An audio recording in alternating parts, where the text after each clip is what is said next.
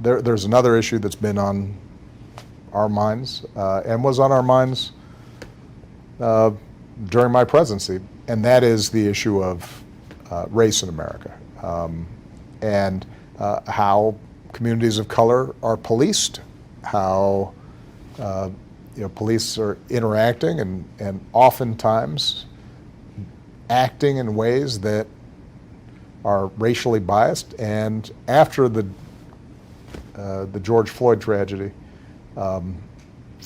what we have seen is this extraordinary mobilization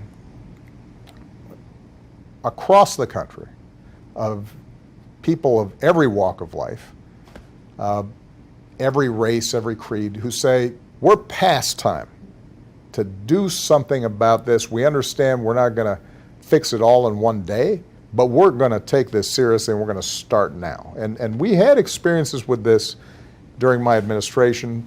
Our response was not to ignore those problems. Our response was we had a 21st century policing task force that we put together that drew police chiefs, academics, young members of Black Lives Matter, all in a single conversation, and we arrived at a series of recommendations that are still pertinent to this day.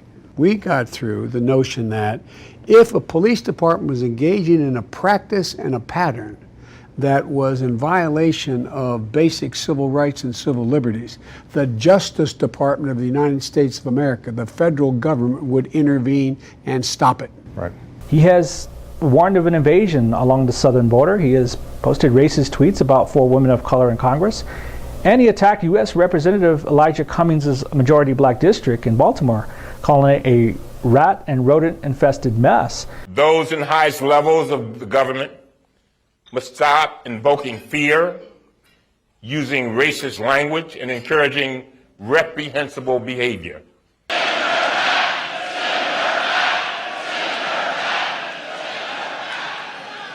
Over the course of the last year, it has been brown bodies that have suffered the consequences of hateful, anti-immigrant policies that separate our families, militarize our communities, and put countless people and children seeking a better life in cages. Today of all days, we must hold the president accountable for the pattern of racism that has defined his administration. I'm Hispanic. You know, every day I walk around thinking, well, geez, am I going to be attacked because of my color? Donald J. Trump is calling for a total and complete shutdown of Muslims entering the United States until our country's representatives can figure out what the hell is going on. He's telling you who he is. Believe people when they tell you who they are. There's no surprise. You're living in poverty. Your schools are no good. You have no jobs. 58% of your youth is unemployed. What the hell do you have to lose?